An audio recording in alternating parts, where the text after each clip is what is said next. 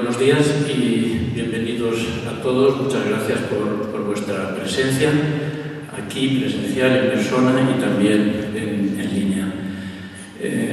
Es el sexto año consecutivo en el que el Centro Internacional Antonio Machado de Soria acoge al Centro Memorial de las Víctimas del Terrorismo, presidido por Florencio Domínguez y con sede en Vitoria. Nosotros estamos encantados de poder acoger estos cursos o esta reunión de un centro, de un instituto que se ha prefijado la tarea ingente de acoger, divulgar, preparar, realizar relatos fidedignos, veraces y todos los certeros posibles sobre el uso de la violencia política, sobre todo en España, pero también en otros países. Es una tarea ingente porque cada vez más, posiblemente, nuestras sociedades parece que son ajenas y que no quieren saber y que quieren mirar para otra parte. Entonces, bueno, hay que atraerlas, hay que llegar a ellos, sobre todo a los jóvenes, para que sepan de la forma más impecable posible qué es lo que pasó y que no todos los discursos valen por igual. Entonces, esa fijación histórica y, por lo tanto, en progresión de lo que pasó y también, desde mi punto de vista, de cuáles fueron las causas que motivaron lo que pasó, es decir, las ideas que hay detrás de los hechos, siempre detrás de los hechos y antes de los hechos hay unas ideas, hay unas ideologías. Siempre detrás de los hechos hay un prestigio que la sociedad otorga a algunos así llamados héroes o así entendidos como héroes. Entonces es también el estudio de esas causas ideológicas, de esas causas pasionales, qué codicias, qué orgullos, qué deseos se mueven también detrás y antes del que toma las armas para quitar vidas ajenas. Bien, por todo ello nosotros estamos siempre encantados de acoger al Centro Memorial y de realizar estos cursos. Y el curso de este año está dirigido por Gemma Pérez, de la Universidad de Valladolid, campus de Soria, y por Ana Escauriaza, de la Universidad de Navarra. El título que lleva, lo tenéis en el folleto, es Historias de vida y muerte, una mirada poliédrica al terrorismo de España.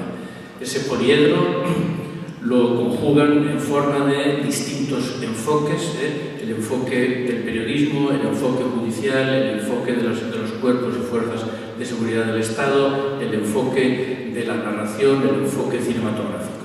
Todos estos son enfoques, cada uno con su buen oficio, y después todos ellos se espejean de forma que puedan arrojar en el contraste y en la comparación entre unos y otros, que puedan arrojar resultados certeros sobre el problema que nos ocupa. Y nada más que agradeceros de nuevo vuestra presencia, desear buen trabajo y pasar a Florencio Domínguez, el director del Centro para las Víctimas, del Centro Memorial para las Víctimas del Terrorismo. La palabra. Muchas gracias, José Ángel. Tengo que empezar con un capítulo de agradecimientos, una vez más, al Centro Internacional Antonio Machado, por esta colaboración que ya, como he dicho, ya va por la sexta edición en este espacio excelente que es el antiguo convento de la Merced, un espacio adecuado para debatir sobre diversos enfoques, diversos aspectos del terrorismo. Quiero dar también las gracias a las dos directoras del curso por la organización, por el diseño, por todo el trabajo que han hecho para que esto se pueda realizar y llevar a cabo. A todos los ponentes que han aceptado participar y a todos ustedes que han querido asistir en estos 2 días en los que vamos a hablar hablar sobre cómo se ha tratado el terrorismo en diversos ámbitos, en el ámbito legal, en el ámbito policial, en el ámbito de la literatura, en el ámbito de la memoria a través del testimonio de las víctimas, que en los actos del memorial son presencia obligada, y también en el ámbito del periodismo. En cada una de estas mesas habrá ponentes cualificados para hablar sobre el tema. Y como hemos empezado con retraso por un fallo técnico en los sistemas de transmisión, no voy a continuar, sino que damos paso ya a la primera ponencia. Muchas gracias.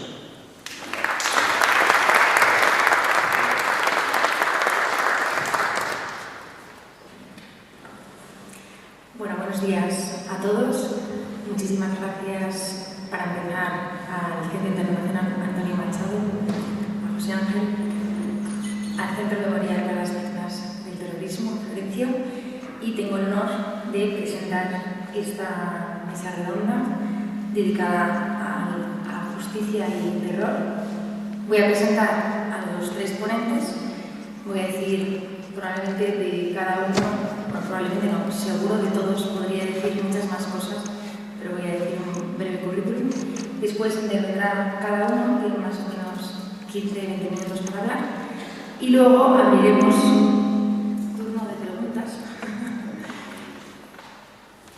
que las podré hacer yo, pero también el público podrá preguntar. Y no sé si online hay preguntas, si también habrá alguna manera de que me lleguen a la mesa para que pueda formularlas. Empezamos con Mireia Toribio Medina, jurista especializada en Derecho Penal y Antiterrorista, doctora por la Universidad de Birmingham, con una tesis sobre la historia de la legislación antiterrorista en España. Entre sus últimas publicaciones se encuentran Sal en la herida, la humillación a las víctimas del terrorismo de ETA, 20 Years On, A Walk Through the Memorialization of the 11M Attacks, y Anatomía de un crimen controvertido, el delito de enaltecimiento del terrorismo a la luz de los criterios del Tribunal Europeo de Derechos Humanos. Ha escrito artículos de divulgación para The Conversation y El Mundo.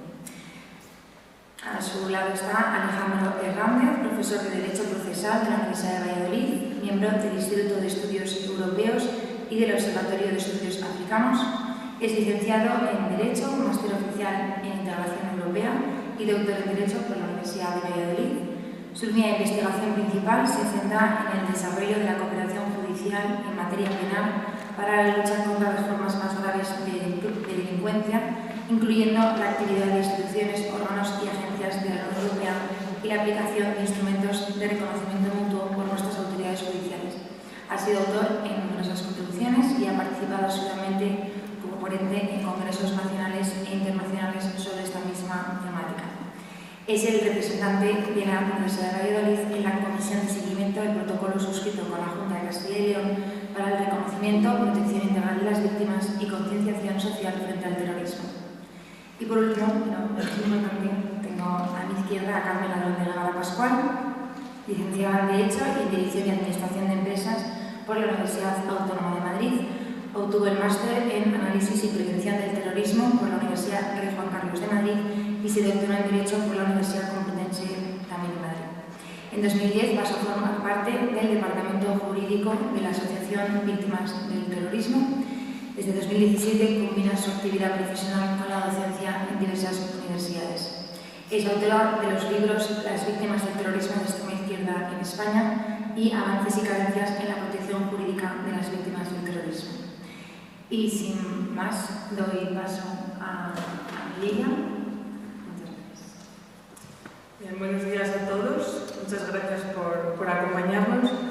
Gracias, como no podía ser de otro modo, a Ana Escauriaza y a Gemma Pérez, por directoras de este curso, por su generosa invitación. También al Centro Memorial de las Víctimas del Terrorismo y al CIAM.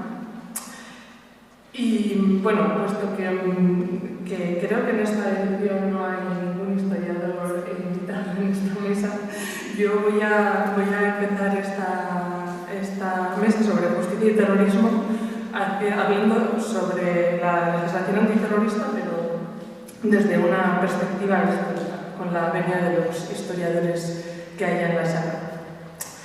No voy a hablar de todas, no se preocupen. Me voy a centrar en una ley de la que este año se cumple el 50 aniversario y es el decreto antiterrorista de 1975, la última ley antiterrorista de la dictadura franquista.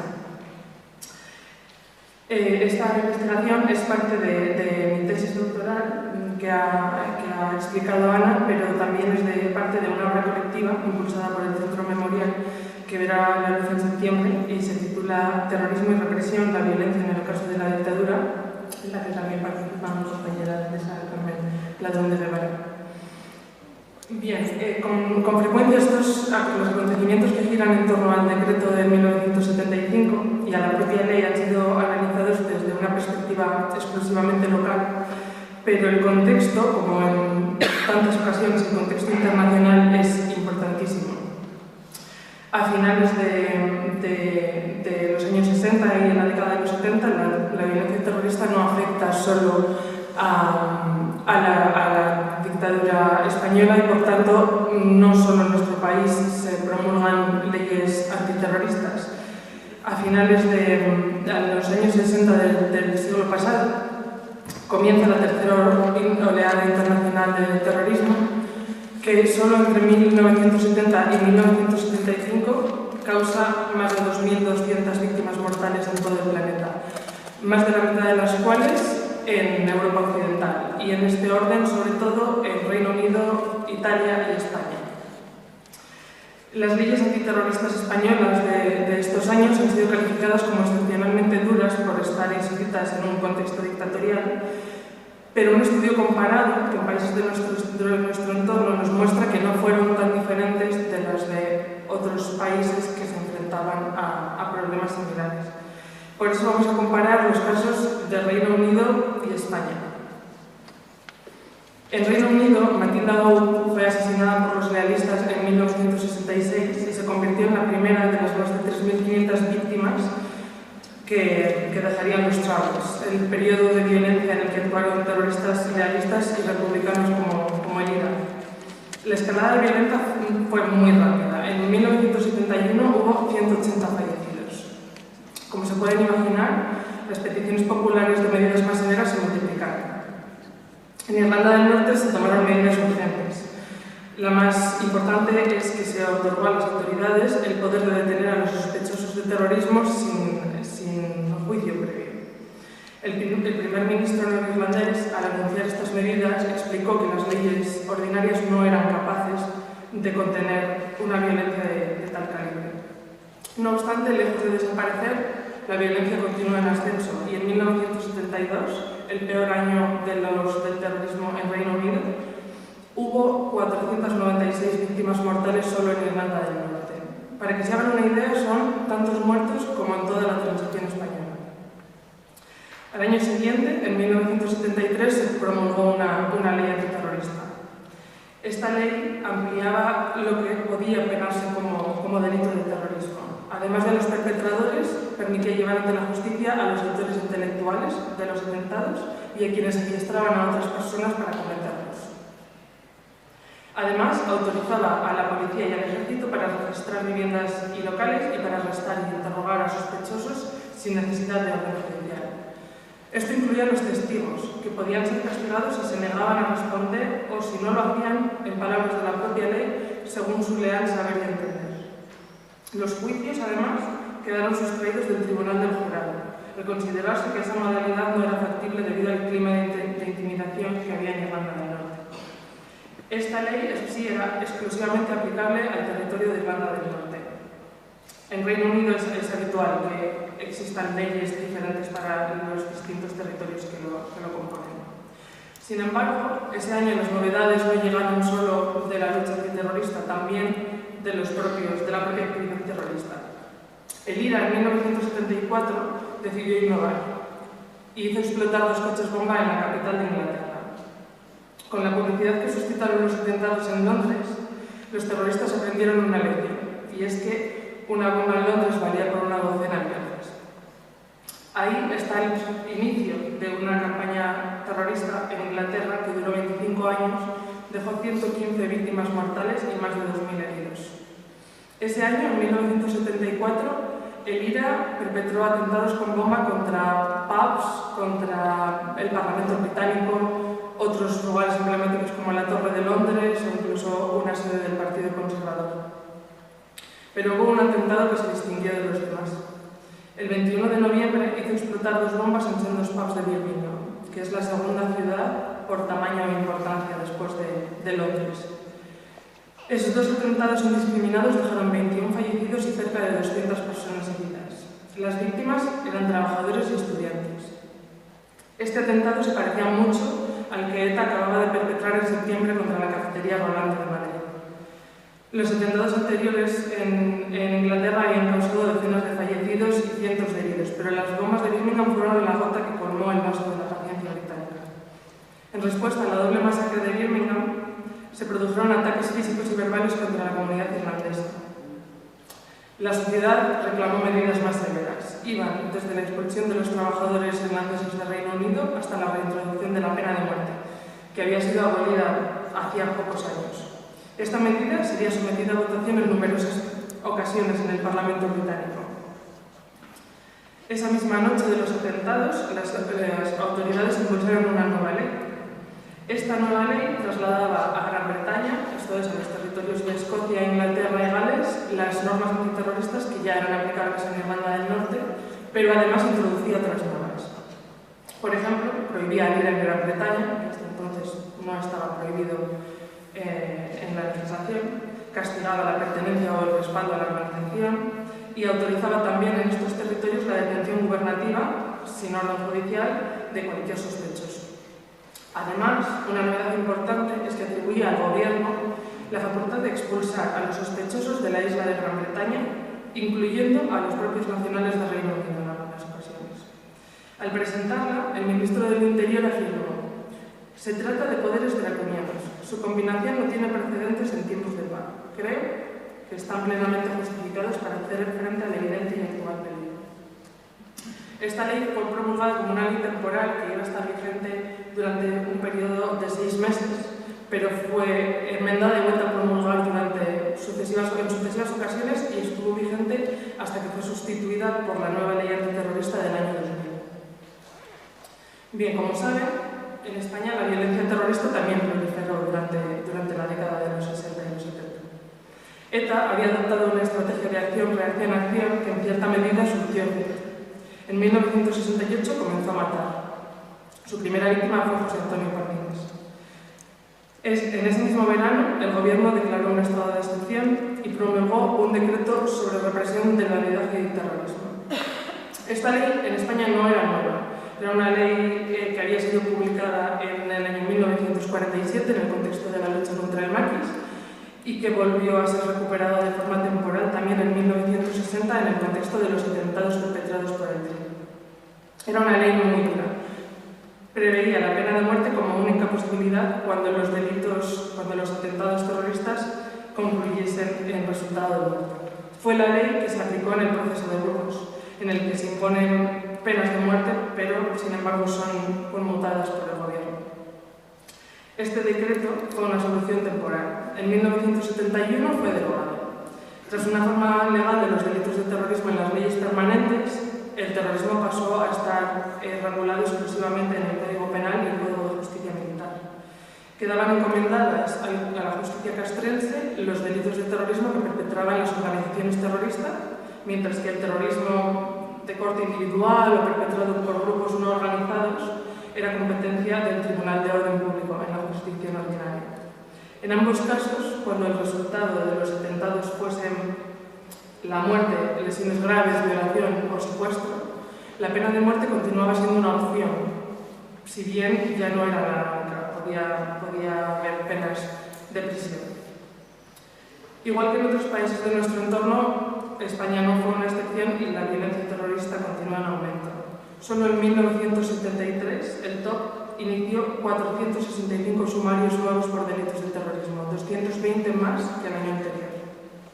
Además, ese año el FRAP comenzó a matar y en diciembre ETA asesinó al presidente del gobierno, su chofer y su escolta en la capital de España. La organización llevaba un tiempo tejiendo una red en Madrid, igual que el IRA había aprendido que atentar en la capital le aseguraba un impacto mayor. En septiembre de 1974 perpetró allí su primera masacre civil, el atentado contra la cafetería Rolando, sobre el que Ana Escauriaza y Kaixka Fernández han escrito una fabulosa monografía. Y además, mañana tendremos la suerte de escuchar a Alicia, que es la hija de una de las víctimas de este atentado. Bien, otra novedad que aplicó ETA este año fue declarar objetivos legítimos a todos los miembros de las fuerzas y cuerpos de seguridad del Estado, y solo en la primera mitad del año siguiente asesinó a 4 policías y a 3 guardias civiles. La Fiscalía explicaría su memoria correspondiente a ese año. El terrorismo alcanzó las cotas más altas conocidas con continuos desórdenes, asesinatos de miembros de las fuerzas del orden público y de ciudadanos, atracos, explosiones y otros estragos. Actos que motivaron y fundaron una legislación adecuada para su prevención y represión. Se refería al nuevo decreto antiterrorista de 1975 promulgado por el nuevo gobierno de Arias Navarro. Con este decreto, las leyes antiterroristas volvían a ser sustraídas del Código Penal y del Código de Justicia Militar y pasaban a ser parte de una ley temporal especial. Esta ley incluía una serie de novedades. En parte, las novedades estaban motivadas por lo que había venido ocurriendo en nuestro país. Por ejemplo, castigaba la disposición de locales ocultos, disimulados, hábiles para el secuestro, encierro o ocultación de personas. La sanción de estas conductas era una clara respuesta a lo que las fuerzas y cuerpos de seguridad habían aprendido en la instrucción del sumario por el atentado de Rolando, en cuyo transcurso habían descubierto la red que la organización terrorista tenía en Madrid con pisos y zulos para ocultar terroristas, secuestrados o incluso material. Por otra parte, en respuesta a los continuos ataques que se perpetraban contra las fuerzas y cuerpos de seguridad, agravó las sanciones para los atentados con resultado de muerte contra los agentes de la autoridad y otros funcionarios públicos. En estos casos, la pena de muerte volvía a ser obligatoria cuando se causase la muerte de una de estas personas. Sin embargo, otras novedades se inspiraban en las leyes de otros países de nuestro entorno. Como la propia norma afirmaba, las normas que regulaban cuestiones relativas al procedimiento, como por ejemplo la aceleración de los pasos procesales, guardaba estrecha similitud con las que habían sido promulgadas recientemente en Inglaterra, en Francia y en Italia. Por otra parte, el decreto contenía numerosas normas inspiradas en las leyes británicas de 1973 y 1974 que acabamos de ver.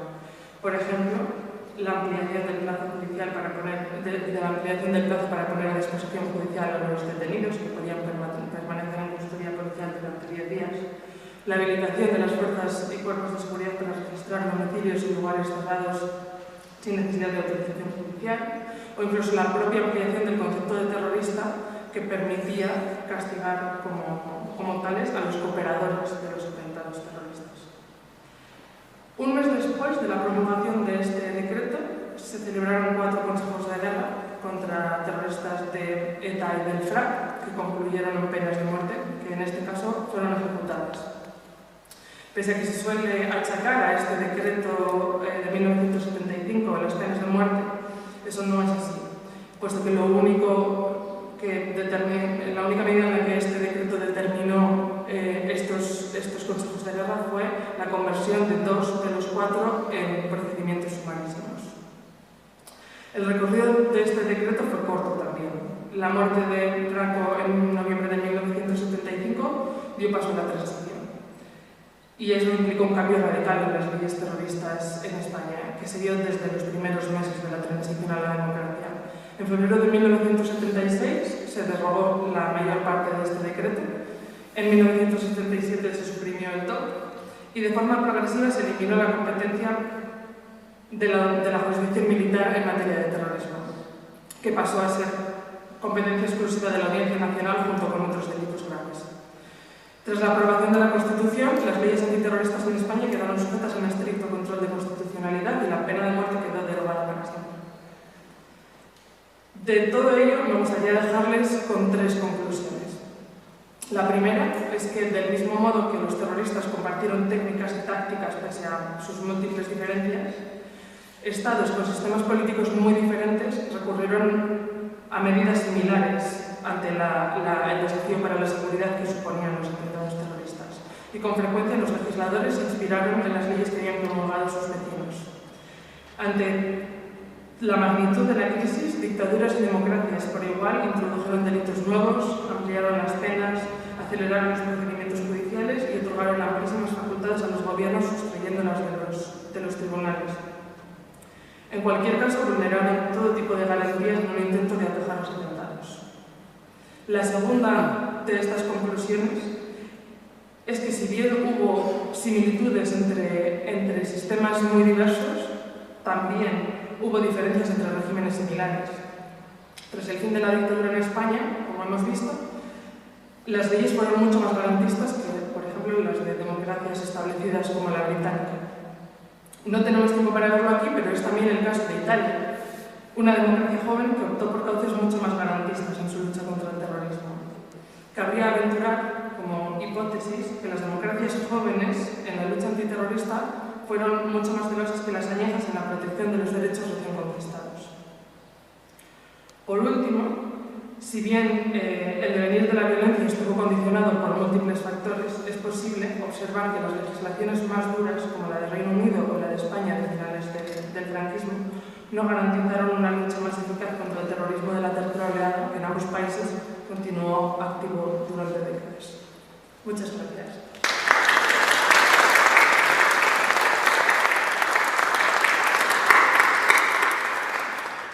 Muchas gracias, Mireia, que te has ajustado casi perfectamente al tiempo, o sea que gracias. Y paso la palabra a Alejandro. Muchas gracias, Ana.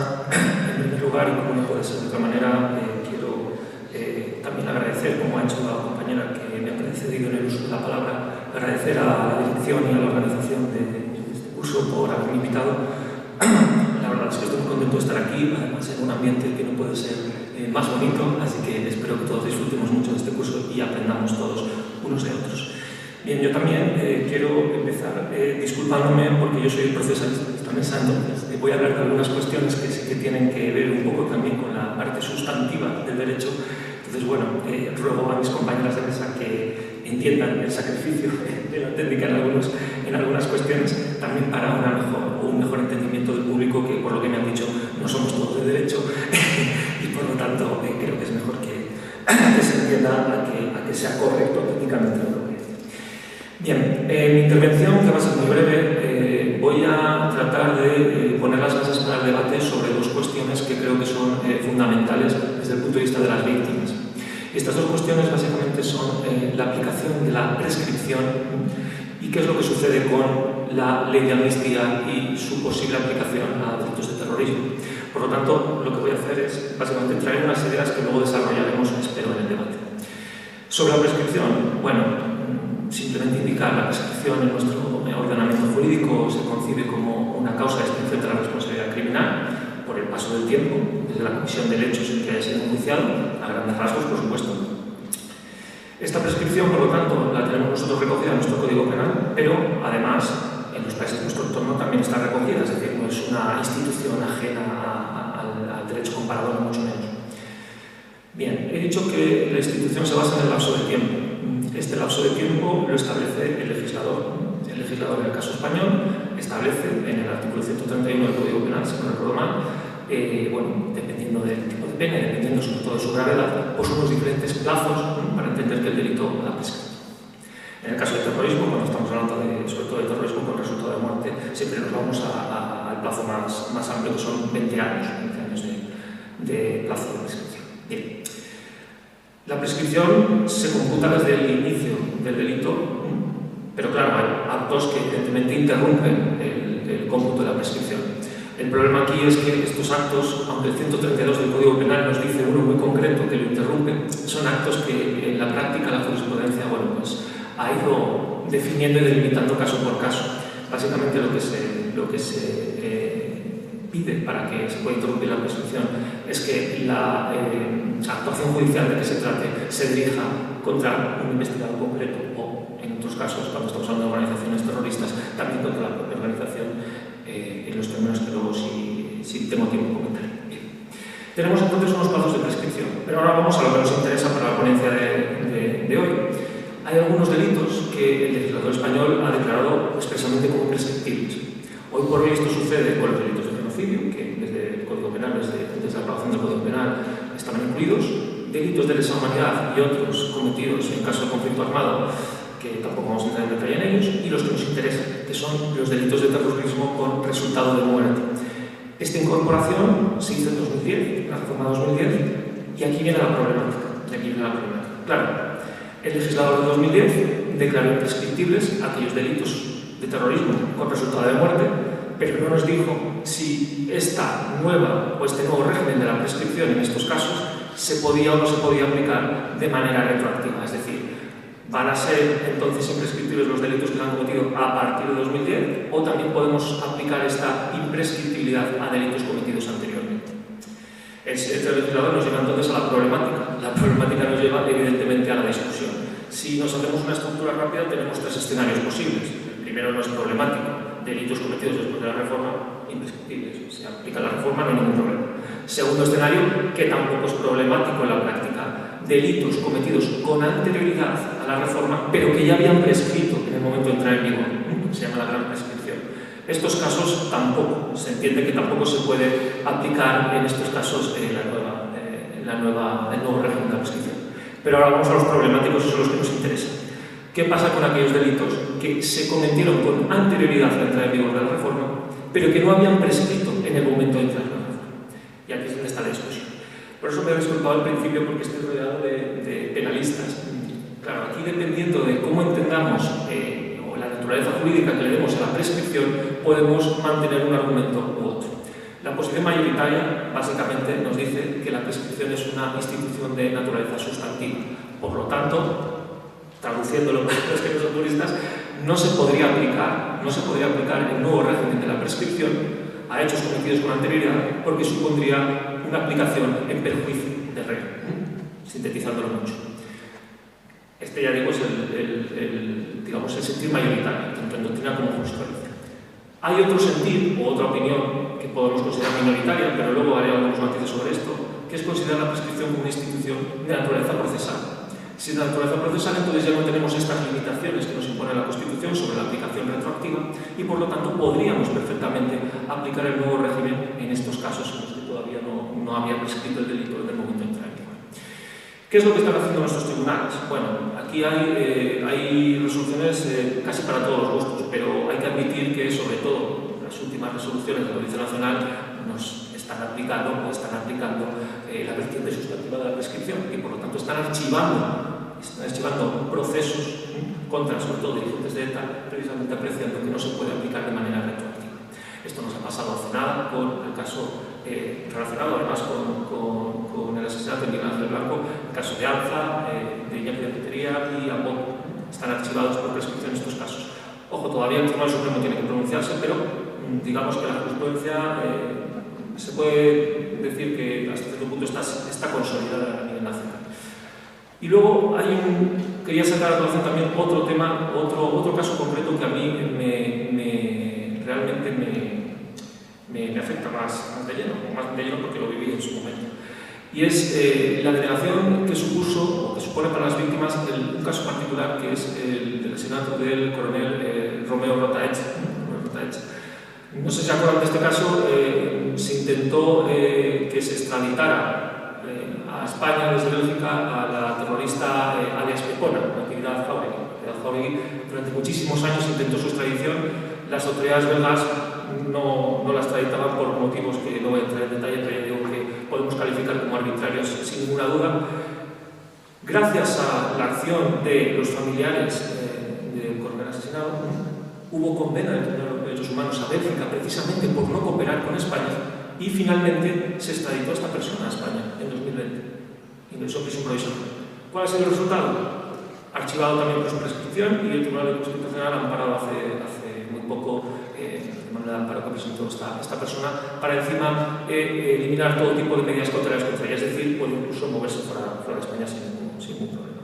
¿Por qué quiero sacar a colación este caso? Porque esto supone un nivel mayor incluso de denegación de justicia a las víctimas, incluso también tirar por tierra todos los esfuerzos que yo vi de primera mano cuando estaba en La Haya, en la estancia en Eurojust, vi los esfuerzos ingentes tanto a nivel policial como judicial para que esta persona pudiese ser entregada a las autoridades españolas y cómo constantemente se dan contra el muro. Todo esto llevó más de una década para al final tener que archivar por prescripción. Bien.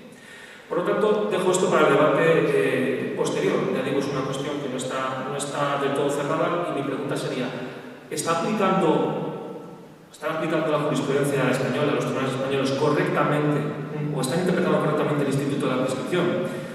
Bueno, como digo, abro el debate. Si nos vamos a Europa, la cosa no está tan clara.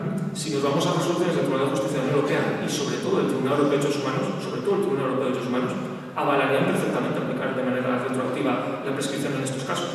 Por lo tanto, es más una cuestión de jurisprudencia nacional, a mi entender, que una cuestión de normativa europea o respecto a derechos fundamentales a nivel europeo. Paso rápidamente, tengo todavía 5 minutos, ¿no? A hablar de la amnistía. Vamos a ver. No voy a entrar a valorar, evidentemente, la constitucionalidad de la medida ni todos los problemas que puede plantear, básicamente también porque ya tenemos una sentencia del Tribunal Constitucional que lo ha resuelto hasta cierto punto declarando que la mayor parte del texto es constitucional, salvo algunas cuestiones menores. Digo que ha resuelto, otra cosa es que me haya despejado las dudas. En mi caso, a mí me siguen quedando muchísimas dudas respecto a ciertas cuestiones de la ley de amnistía. Lo que sí que quería traer aquí a colación es precisamente si dentro del ámbito de aplicación de la ley orgánica de amnistía entran o no delitos de terrorismo. Bien, si nos vamos a la redacción actual, el artículo 2c hace una exclusión de determinados delitos de terrorismo, lo que en sentido contrario nos invita a pensar evidentemente que hay terrorismos que sí serán amnistiados. Lo que sí que quería yo traer a colación es cómo ha cambiado la redacción de la ley desde que se presentó como propuesta hasta su efectiva publicación en el BOE. En la primera propuesta se hacía también una excepción a determinados delitos de terrorismo, pero esa excepción se basaba en lo dispuesto en el Código Penal, hasta cierto punto en la Directiva de Terrorismo de la Unión Europea, pero de manera bastante más clara. Si es verdad que hacía una referencia a una sentencia firme, que bueno, no voy a entrar en detalle, que no tenía ningún sentido, pero era mucho más clara.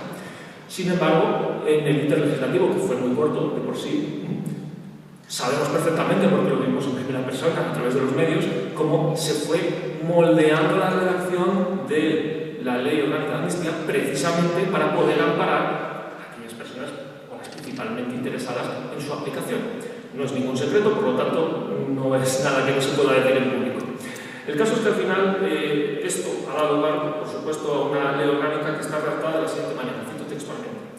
Se exceptúan, por lo tanto, los actos que por su finalidad puedan ser calificados como terrorismo, según la Directiva de 2017 relativa a la lucha contra el terrorismo, y a su vez hayan causado de forma intencionada graves violaciones de derechos humanos, en particular las reguladas en los artículos 2, derecho a la vida, 3, derecho a no sufrir tortura y degradantes, del Convenio Europeo para la Protección de los Derechos Humanos y de las Libertades Fundamentales y en el derecho internacional humanitario. Bien. Si hacemos una comparativa en ambos textos, el inicial y el que tenemos ahora, tienen muchísimos problemas. El primero, desde el punto de vista procesal, abre la mano a aplicar la amnistía a todo tipo de delitos de terrorismo que no entran dentro de esta excepción, independientemente del momento procesal en el que nos encontremos, incluso cuando ya hubiese sentencia.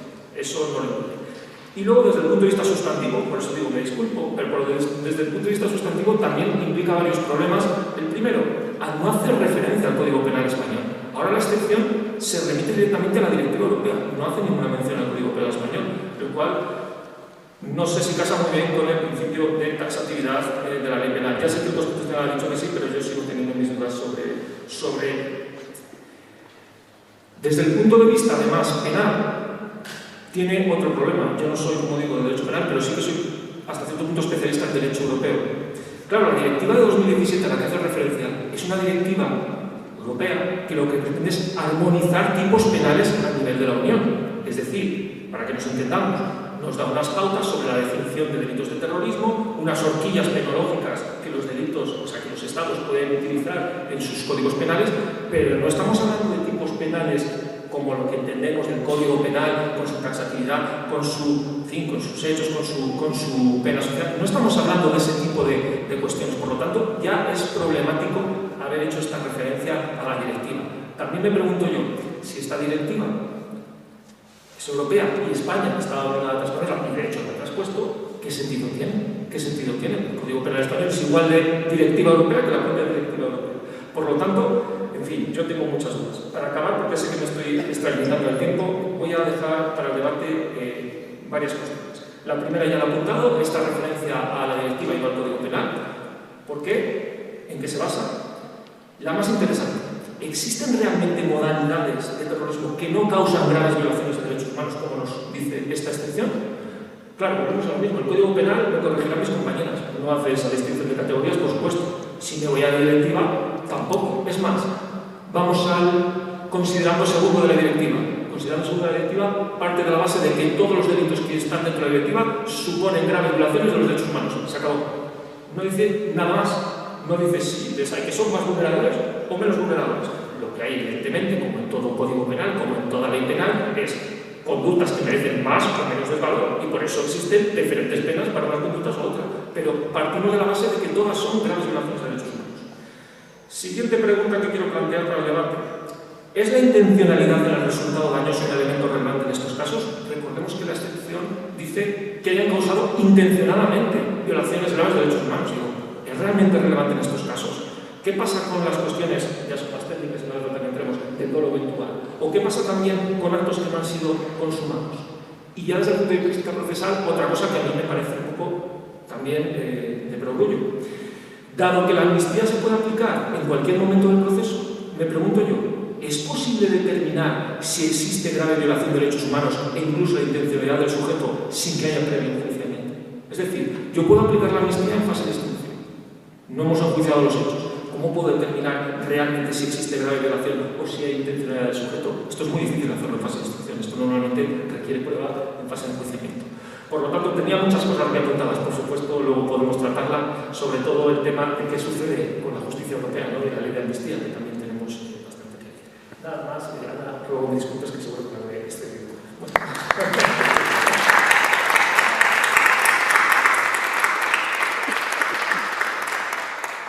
Has cumplido muy bien con el tiempo, muchas gracias. Y avísame, que ya sabes que yo me enrollo. Bueno, gracias a las directoras del curso, a Gemma, gracias a Ana, por la organización del curso y por contar conmigo un año más.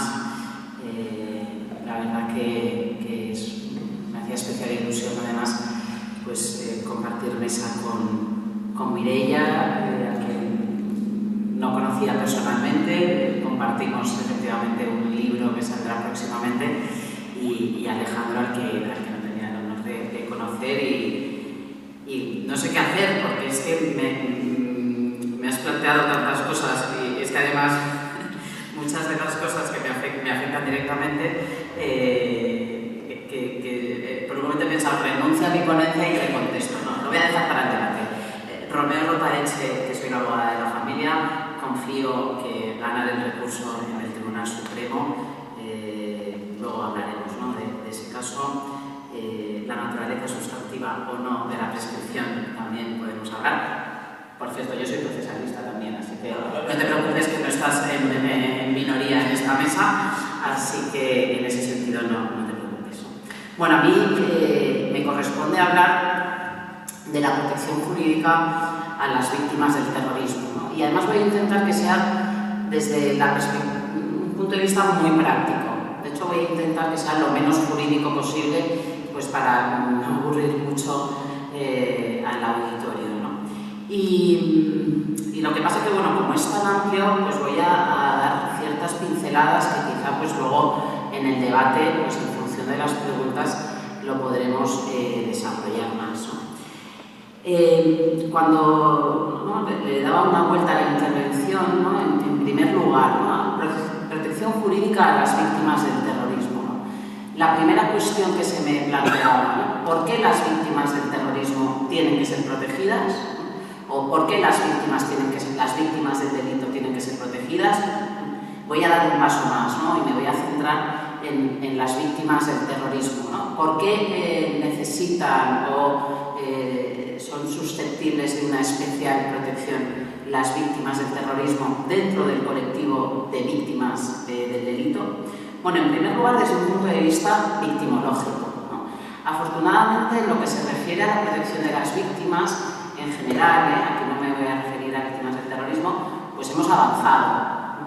Yo en el libro que ha comentado Ana, en el que escribí sobre avances y carencias en la protección jurídica de las víctimas del terrorismo, pues es verdad que, y es algo pues que yo estudié en la carrera y escucho, ¿no?, a muchos procesalistas, ¿no?, hablar. La víctima siempre ha sido la gran olvidada del proceso penal, ¿no? Y es verdad, y a día de hoy todavía hay gente que le molesta, ¿no? En congresos yo me encuentro con compañeros, ¿no?, que te dicen que es que la víctima no debe de participar del proceso penal porque a la víctima lo que le mueve pues es la venganza, lo que le mueve es el dolor, y entonces que quien protege a la víctima, pues en nuestro caso es el fiscal, y que la víctima tiene que estar al margen, ¿no? De hecho, en los ordenamientos jurídicos de nuestro entorno, pues como mucho se le permite a la víctima participar en el proceso penal desde el punto de vista civil, ¿no?, para ejercitar la acción civil única y exclusivamente, para pedir una indemnización, ¿no? En Francia, por ejemplo, que es un poco lo que más conozco, pues por el atentado, por ejemplo, en la sala Bataclan, las víctimas eran partes civiles, ¿no?, pero no pueden pedir, no ejercitan la acción penal y por lo tanto no piden años de condena para los terroristas, ¿no? Esto, afortunadamente, pues poco a poco pues vamos avanzando. Es verdad que la victimología pues va tomando espacio, ya es, yo creo que la podemos considerar una rama ya específica de conocimiento. Y en España, pues el Estatuto de la Víctima del Delito del año 2015 pues supone un punto de inflexión. Ese Estatuto de la Víctima del Delito, que es una transposición de una directiva, pues como digo, en lo que es colocar a la víctima, no voy a decir en el centro del proceso penal, porque todavía no está en el centro, pero bueno, en una posición mejor, desde luego, la que estaba antes, pues como digo, es un punto de inflexión, ¿no? ¿Qué es lo que nos pasa con las víctimas del terrorismo? Que, si bien es cierto en España, que luego hablaré de ello, pues es verdad que han ido por delante, ¿no?, pero en el momento que se aprueba el Estatuto de la Víctima y se aprueban una serie de medidas de protección para la víctima del delito, en cambio la víctima del terrorismo queda muy atrás, ¿no? Luego esto lo voy a desarrollar. Entonces, desde el punto de vista victimológico, es verdad que las víctimas del terrorismo son unas víctimas específicas, ¿no? Hay algunos que hablan de víctimas simbólicas. Yo en un curso del que vengo ahora en el Escorial se ha hablado de víctimas vicarias, ¿no?, que ahora está muy de moda, bueno, por desgracia muy de moda la violencia vicaria, ¿no?, el ejercer violencia contra una persona, pero en la persona, ¿no?, o sea, contra tu expareja, en la persona de tu hijo, por ejemplo, ¿no? O porque el otro día leí un artículo que me llamó mucho la atención, pero ¿no?, también violencia vicaria para atentar, o sea, para ejercitar violencia contra tu pareja en las mascotas que tienes en común, ¿no? Mata a tu perro para... bueno, pues es verdad, ¿no?, la víctima del terrorismo es una víctima simbólica, ¿no? Realmente el terrorista lo que está atentando es pues, contra el Estado en la persona de policías, guardias civiles, jueces... Entonces, por un lado, desde el punto de vista de la victimología, de lo que simboliza la víctima del terrorismo. Por otro lado, desde un punto de vista de política criminal, el colocar a la víctima en el centro de las políticas antiterroristas, ¿no?, lanza un mensaje deslegitimador del terrorismo muy importante y lanza un mensaje a los terroristas muy importante. Esto el general Ballesteros lo tiene muy desarrollado, esta idea. Desde un punto de vista asistencial, las víctimas del terrorismo tienen unas necesidades asistenciales específicas. No voy a entrar en esto porque tampoco soy experta, más allá de lo que aprendo de mis compañeras del Departamento Psicológico de la Asociación de Víctimas del Terrorismo, ¿no? Pero cuando hablan del trauma, los traumas derivados de los atentados terroristas, pues es verdad que tienen unas especificidades que hacen que tengan que ser tratados de una manera especial, ¿no? Y también desde un punto de vista penal, ¿no? Tenemos un capítulo en nuestro Código Penal de los delitos de terrorismo con una serie de particularidades que necesariamente hacen que a la hora de proteger a las víctimas haya que tener en cuenta esas particularidades, ¿no? Yo me acuerdo cuando desarrollamos el Estatuto de la Víctima del Delito, ¿no?, que como gran novedad nos vendían que la víctima iba a participar en la ejecución de la pena, ¿no? Yo siempre decía, conseguimos una sentencia y la víctima desaparece del mapa, ¿no? No sabemos nada de todo lo que es la ejecución penitenciaria, pasan a ser el fiscal y el preso, ¿no? Y la víctima no opina. Bueno, pues es verdad que en el Estatuto de la Víctima conseguimos, pero bueno, al final nos dieron las migajas, y que en el caso de las víctimas del terrorismo, además, por las particularidades que tiene la ejecución de las penas por delitos de terrorismo, pues algunas de ellas ni siquiera son aplicables, ¿no? Por lo tanto, pues eso también lleva a la necesidad de unas medidas específicas, ¿no? Cuando hablamos de protección, o yo desde luego cuando hablo de protección pienso en la reparación, ¿no? O sea, proteger, no voy a entrar en medidas, las medidas del Estatuto de la Víctima, pues para proteger la imagen de las víctimas, la dignidad de las víctimas, ¿no? O sea, ahí hay otro campo. Yo me voy a centrar en la parte de la reparación, una reparación que tiene una doble vertiente, una reparación material y a mí me gusta hablar de una reparación moral, ¿no? Si lo puedo definir así, ¿no? La reparación material, en nuestro caso, en España, es verdad que tenemos todo un sistema de ayudas, de indemnizaciones bastante avanzado en relación con otros países. Iba a decir de nuestro entorno y de más allá, ¿vale? En esto es cierto y bueno, creo que hay que poner en valor pues, el trabajo de la Asociación Víctimas del Terrorismo en los años 80, cuando se funda por tres mujeres, ¿no? Tres mujeres valientes, pues que yo cada vez que analizo la historia me parece increíble, ¿no?, que en ese contexto de años de plomo, pues tres mujeres, ¿no?, dos viudas por el terrorismo y una tercera persona, pues Sonsoles,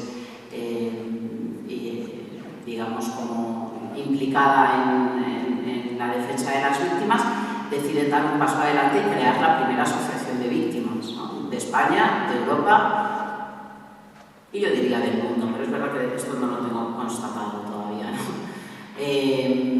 Y fundan la Asociación Víctimas del Terrorismo, ¿no? Y una de sus primeras reivindicaciones fue precisamente el que hubiese una ley específica de víctimas del terrorismo, ¿no?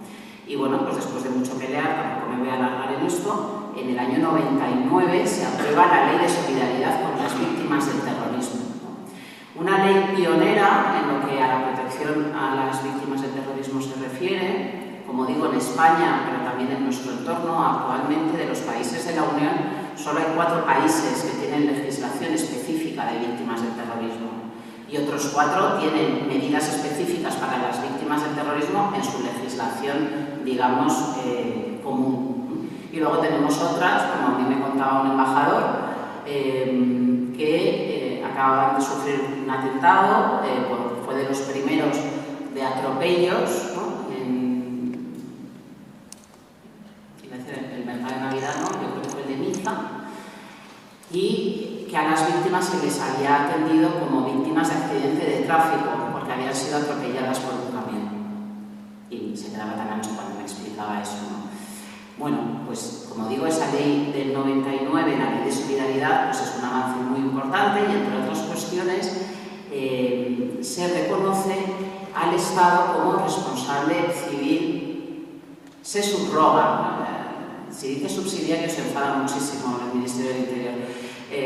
Nunca fuimos responsables civiles subsidiarios, es verdad que son cuestiones diferentes, ¿no? Se subrogan el pago de las indemnizaciones. ¿Qué quiere decir? Que a partir de ese momento el Estado se hace cargo de las indemnizaciones. ¿Por qué? Porque la UET había hecho un estudio que yo, un día revolviendo entre papeles, que es lo que más me puede gustar, encontré un informe que habían cuantificado la deuda de los terroristas hasta ese momento en 15.000 millones de pesetas. La deuda que los terroristas tenían con las víctimas, ¿no?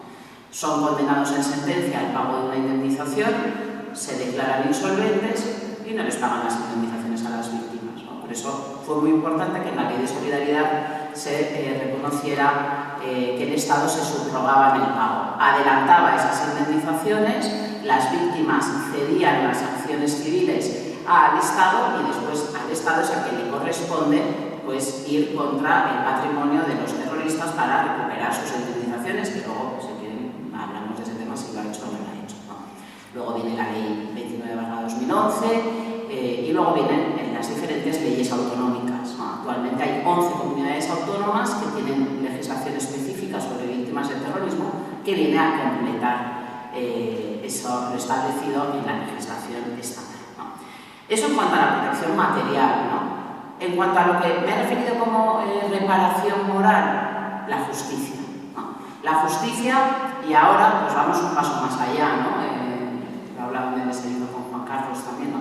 Para aquellas víctimas a las que por diferentes, pues, o bien por la prescripción, o bien por la aplicación de la ley de amnistía del 77, indultos que se hayan podido conceder a terroristas, pues se les ha privado de su derecho a la justicia, bueno, pues la importancia del papel del derecho a la guerra, ¿no? Yo creo que esto no me va a dar tiempo a desarrollarlo, pero creo que también forma parte de esa reparación moral, ¿no?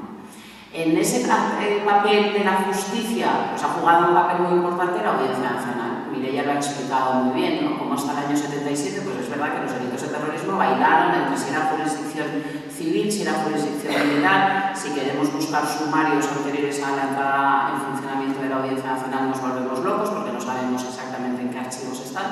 Pero bueno, entra en funcionamiento, una vez que se disuelve el TOP, entra en funcionamiento la Audiencia Nacional y la Audiencia asume la competencia para el enjuiciamiento de los delitos de terrorismo. En el año 77. Yo hace unos años hice un estudio y cuantifiqué por lo menos 35 grupos terroristas habían sido juzgados en la Audiencia Nacional. ¿Vale? Juzgados en la Audiencia Nacional, otros muchos, ¿no? Yo tenía una víctima que cada vez que escribía sobre la Audiencia Nacional llamaba a la OMT para protestar porque era una víctima del FRAP, para protestar porque nunca hablaba del FRAP, y yo ya es que el FRAP nunca fue juzgado en la Audiencia Nacional. Luego escribí un libro sobre las víctimas del FRAP y justo me había muerto un mes antes, ¿no? Justo poco, ¿no? Pero bueno, 35 grupos terroristas juzgados en la Audiencia Nacional. Desde el año 77 la actuación de la Audiencia Nacional, pues yo siempre lo divido en tres grupos, ¿no? La persecución de los terroristas, de los responsables de los atentados, ¿no?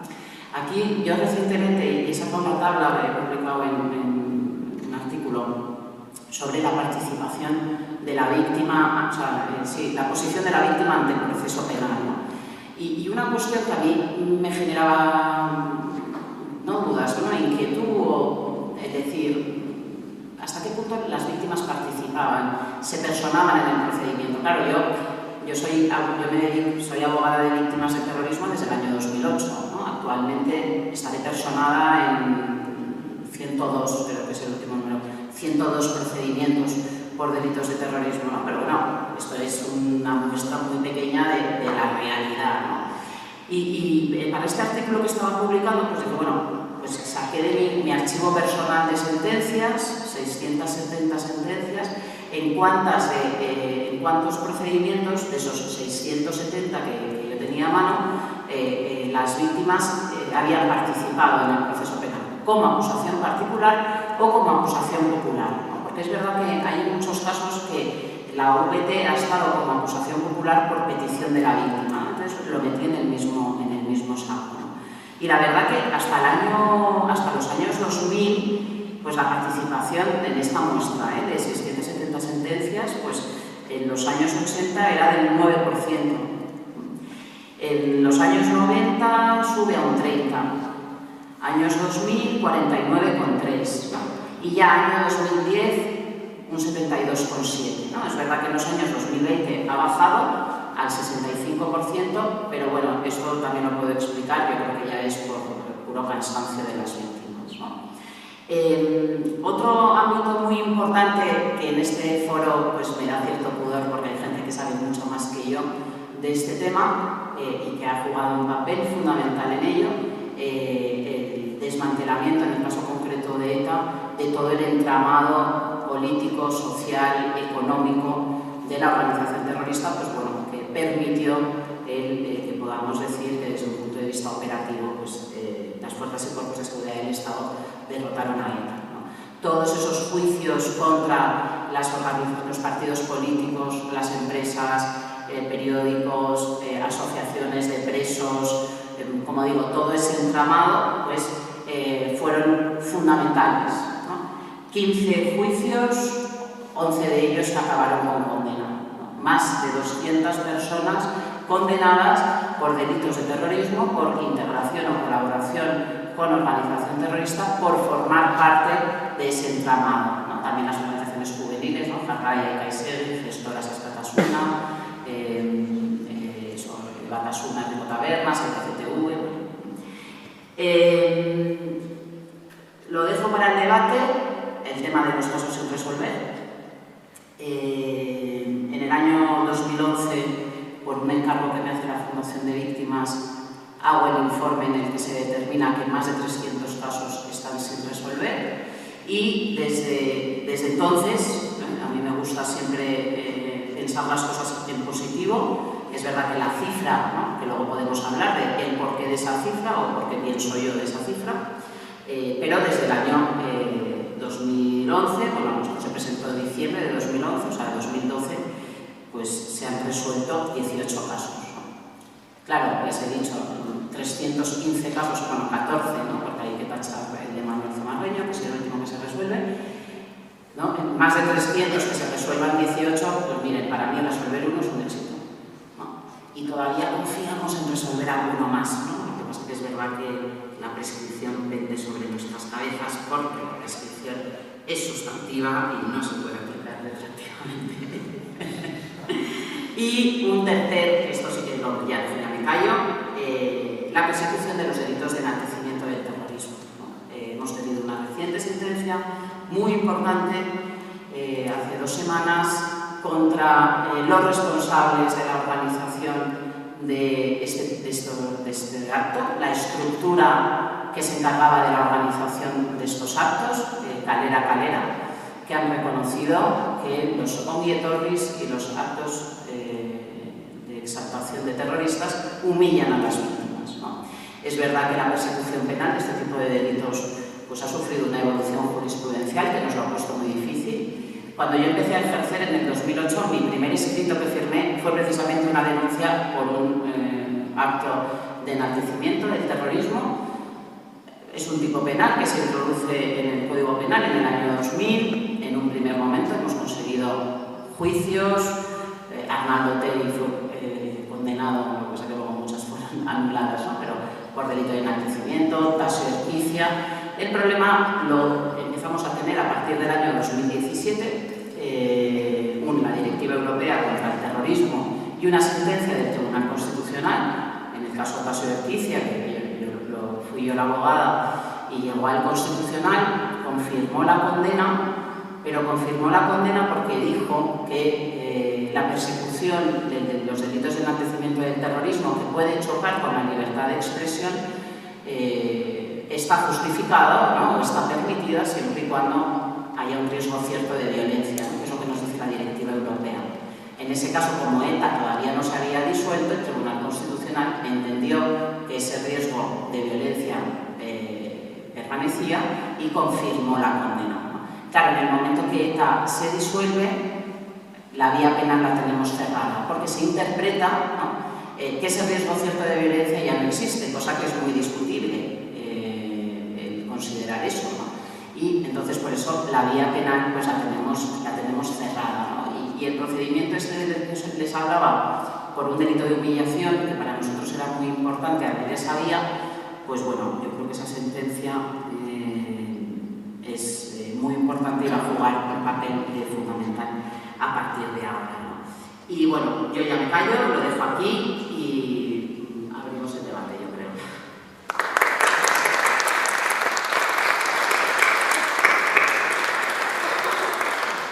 Bueno, muchísimas gracias, Carmen. Y de nuevo las gracias a los 3 ponentes.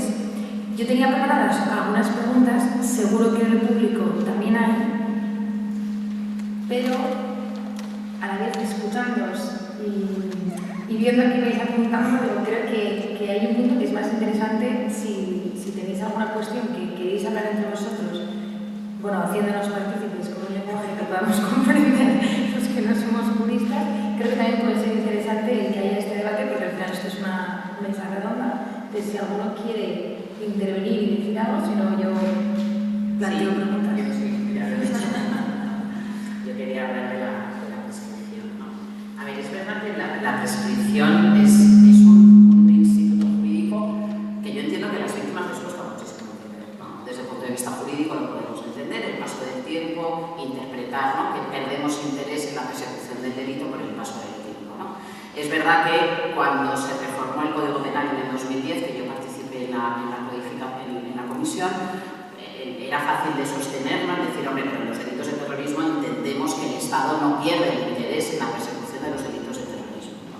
Es verdad que algunos quisimos ir un poquito más allá, no solo delitos de asesinato terrorista, que es como quedó, sino delitos graves, ¿no? Porque es verdad que hay grandes heridos que han quedado en situaciones pues de gran invalidez, ¿no? Porque con un secuestro, ¿no? ¿Por qué el asesinato sí, no? Pero bueno, yo creo que nos dieron el asesinato terrorista un poco de también, pues si no miráis más, ¿no? Pero es verdad que es un instituto pues, que yo entiendo, y es durísimo, ¿eh? O sea, tener que llamar a una víctima y decirle, sabemos quiénes son los responsables, a mí me acaba de pasar la semana pasada con el caso de Ustara, y sabemos quiénes son, pero no podemos hacer nada porque esto está prescrito, pues es muy duro, ¿no? En el caso de Romeo Rotaeche fue durísimo, porque efectivamente la familia emprendió una batalla que consiguió una condena por parte del Tribunal Europeo de Derechos Humanos. Viene aquí, nos la traen. Yo no hice el procedimiento ante el Tribunal Europeo de Derechos Humanos, pero sí que represento a la familia en la Audiencia Nacional. Y es verdad que nos plantean una primera... Bueno, la prescripción es una cuestión de orden público que se puede plantear pues, en cualquier momento, ¿no? Nos habían planteado cuando el auto de procesamiento, impugnamos el auto de procesamiento y se nos dijo que es verdad que aquí no es evidente la prescripción, sino que había que practicar la prueba, por lo tanto había que llegar a juicio, ¿no? Y yo ya tuve una primera desestimación de la prescripción. Me plantean en otro trámite, en un artículo de previo pronunciamiento, la prescripción otra vez, y yo les voy a decir la verdad, yo iba muy confiada, porque la Audiencia Nacional a mí ya me había dicho que ahora no podíamos decir si esto estaba prescrito y que había que llegar a juicio, ¿no? Otra cosa es que en el juicio yo lo consiguiera defender, pero vamos a llegar a juicio. ¿Y cuál es mi sorpresa? Cuando en el artículo de previo pronunciamiento de repente dicen que está prescrito, ¿no? Claro. Esa llamada a la familia reconozco que fue muy dura y es muy discutible, y de hecho confío, esto está recurrido en el Tribunal Supremo, y confío en que el Tribunal Supremo me dé la razón, porque en otro caso de la Pepona me lo ha dado, y que podamos llegar a juicio y que en el juicio, tras practicar la prueba, podamos valorar si hay actos que han interrumpido la prescripción, ¿no? Entonces, una cosa es que peleemos por todos los medios, ¿no? Efectivamente, que hay actos que puedan haber interrumpido la prescripción, y luego a mí lo que me cuesta es retorcer la ley para hacer cosas que no van a ir a ningún lado, ¿vale? Y es lo que me pasa con la naturaleza sustantiva o procesal de la prescripción, ¿no? Que creo que además ya es un debate que está superado, porque aunque yo considere que esto es procesal, que es un plazo procesal y que por lo tanto se podría, entiendo que no se puede aplicar retroactivamente en perjuicio del reo, es que nos guste o no nos guste, es sancionador de alguna manera, ¿no? Entonces, bueno, es verdad que yo, que soy parte del procedimiento también de Miguel Ángel Blanco, yo no, es verdad que no defiendo esa postura, no defiendo la contraria tampoco, estoy de espectadora y expectante a ver qué dice el Tribunal Supremo. Ojo, que el Tribunal Supremo dice otra cosa, bienvenido sea, y lo aplicaré, pero es verdad que desde mi punto de vista, desde mi cabeza y de jurista, pues es un argumento que a mí me costaba muchísimo defender y no lo he defendido, ¿no? Ya te digo, no me he opuesto. Y con respecto a la amnistía, yo creo que lo más grave de la ley de amnistía, tal y como está redactada en cuanto a los delitos de terrorismo, es que es una ley que está redactada ad hoc, pensando en personas concretas para amnistiar. Y en el caso de los delitos de terrorismo, se está pensando en los delitos de terrorismo de los CDRs, ¿no? Que es un delito, es un terrorismo de baja intensidad. Y claro, es un retroceso, que tú bien lo has dicho, no hay delitos de terrorismo, no hay vulneraciones menos graves de derechos humanos en los delitos de terrorismo. Joder, habíamos avanzado mucho con la reforma del 2010, en el que se incluyen los actos de cal y borroca como delitos de terrorismo, y ahora, pues eso, para beneficiar a unos, vamos a empezar a hacer distinciones entre que hay un terrorismo más grave que vulnera derechos humanos y hay otro que es menos grave que no vulnera derechos humanos. No. Es que en la definición del delito de terrorismo es que es una vulneración grave de derechos humanos. Me da igual que sea quemar un cajero, porque al final es la finalidad, aquí no me voy a creer. Y yo creo que esa es la gravedad de la ley de amnistía. Efectivamente veremos finalmente qué dice el Tribunal Europeo y en qué queda todo esto, ¿no? Pero claro, si ahora ya vamos a empezar, bueno, pues es que después de los CDRs, pues todos los que yo he tenido condenados por actos de cal y borroca, ¿por qué no lo van a pedir? Si es lo mismo. Yo quería añadir, lo has apuntado muy bien, más allá de que el debate esté superado sobre el sustantivo a procesar, a mí también me cuesta, me pasa como a ti, me cuesta mucho. Sí es verdad que como yo me oriento mucho a cuestiones europeas, sé que el Tribunal de Derechos Humanos, al contrario, o sea, el artículo que además no son unas sentencias, son muchas sentencias en las que dice que se puede aplicar perfectamente. Entonces, desde la perspectiva europea no habría problema. Pero lo que sí que me parece fundamental es lo que has apuntado, es el momento procesal en el que se estima la prescripción. Como ha dicho ella, la prescripción se puede, como es una cuestión de orden público, se puede apreciar en cualquier momento del proceso. Es verdad que hay un trámite específico, que es los artículos de previo pronunciamiento, en lo que digamos que ahí la ley de procedimiento criminal pues viene la prescripción, pero se puede apreciar en cualquier momento. Claro, si se aprecia la prescripción cuando estamos en fase de instrucción, claro, las víctimas se encuentran, si ya la posición es mala, es todavía peor si no vamos a un enjuiciamiento. Entonces, mi otra propuesta, o lo que yo suelo defender cuando hablo de este tema es, bueno, vamos a ver, y esto está en línea de la jurisprudencia, si hay discusión sobre si existe una prescripción, retrasemos la decisión a la sentencia. Claro, que se celebre el juicio, se celebre el prueba, las víctimas por lo menos tienen el relato de los hechos y luego en la sentencia si hay que aplicarlo, porque evidentemente no nos vamos a poner la posición, digamos, de los vulneradores de derechos humanos que ya de ellos, no nos vamos a poner a su nivel, pero por lo menos vamos a dar esta satisfacción entre comillas a las víctimas. Entonces, el momento procesal yo creo que es muy interesante, más allá de lo que es la naturaleza sustantiva procesal. Y sobre la amnistía, pues no puedo estar más de acuerdo. Si es que, ¿qué vamos a hacer? Si es que, primero de derecho, las características de una ley, ¿no? General, ya sabemos que no la cumple en ningún caso. Es muy peligroso. Y lo que tú has dicho, claro, ¿qué impide que en el futuro no se esté? ¿Qué impide que en el futuro, espero que no, a lo mejor estoy ya siendo muy catastrofista, pero si a lo mejor los votos en el futuro no son los de cierto partido político, sino de otro partido político, ¿qué nos podría impedir que haya una nueva amnistía? Hombre, el sentido común podríamos decirlo, pero claro, es peligroso, es peligroso. Por lo tanto, yo estoy expectante a ver qué dice el Tribunal de Justicia de la Unión Europea. Ojo, y aquí, sin paños calientes, el Tribunal de Justicia de la Unión Europea no esperemos que vaya a ser tampoco el salvador del ordenamiento jurídico español. Está muy limitado lo que puede hacer el Tribunal de Justicia vía cuestión prejudicial y no vamos a entrar en detalles con ello. Pero tampoco confiemos todo en que el Tribunal de Justicia vaya a salvar, no, porque a lo mejor no puede, no por otra cuestión, a lo mejor no puede. Pero aún así, la vista que ha sido antes de ayer, la vista pública, ha sido dura. La comisión, el representante de la comisión ha sido muy duro en el tema y sobre todo en el tema del terrorismo. Sí. Veremos a ver qué pasa.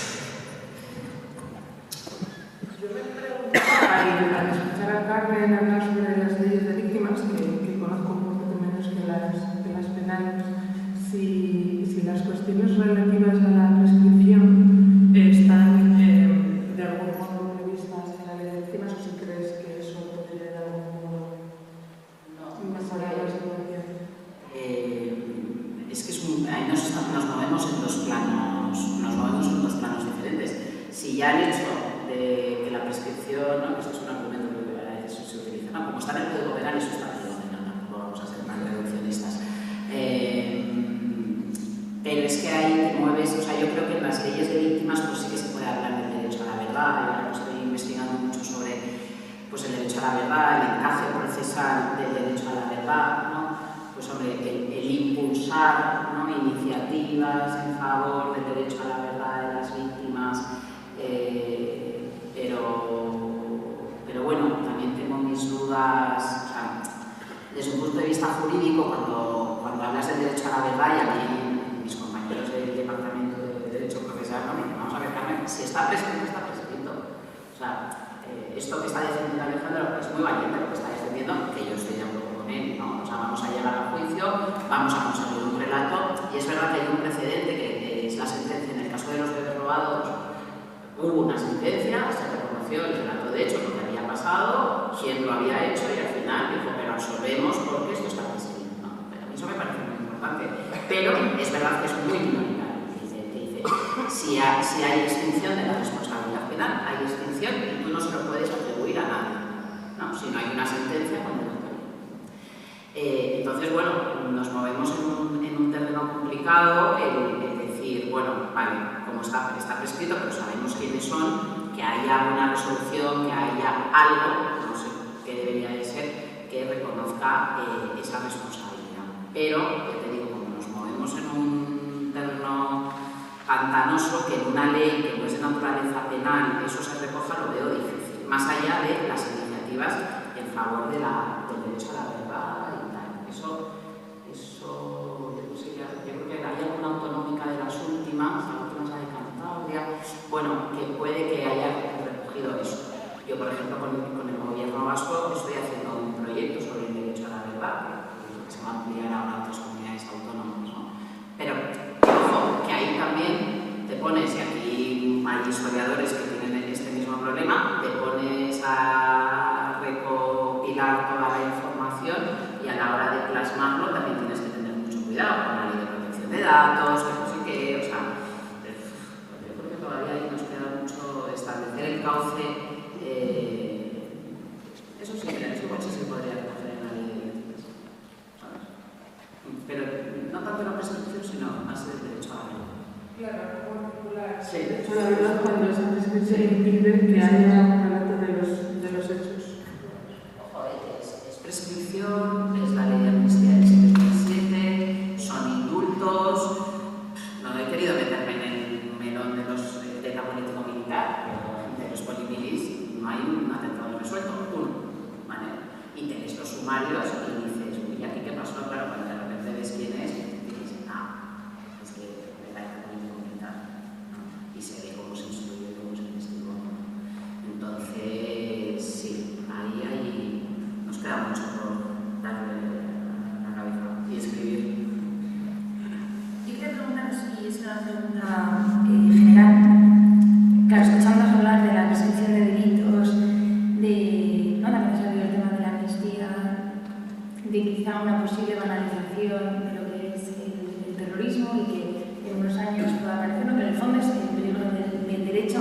Es una pregunta un poco genérica y quizá no tiene respuesta, pero que pensaba, puede estar desde vuestro punto de vista, pueden estar tranquilas las víctimas del terrorismo, puede estar tranquila la sociedad ante la justicia española, ante cómo se toman las medidas, que, en vuestra opinión, ¿qué podría mejorar o cómo se podría hacer para garantizar, ¿no? Para que fuera la justicia más, ¿no? Bueno, que totalmente garantista para las víctimas del terrorismo, para eso que mencionamos también antes, ¿no? De que ellas fueran las que estuvieran en el centro, y la importancia que tiene el que estén en el centro? Bueno, esa pregunta un poco abierta. Yo necesitaría otra hora para responder a eso. Pero a ver, muy breve, ¿qué situaciones que a mí se me han dado en este curso que dices, pues estamos en el 2025 y todavía estamos así? Juicio contra 4 miembros de ETA por la colocación de un artefacto explosivo a 2 periodistas en San Sebastián, y las víctimas coinciden con ellos en la puerta.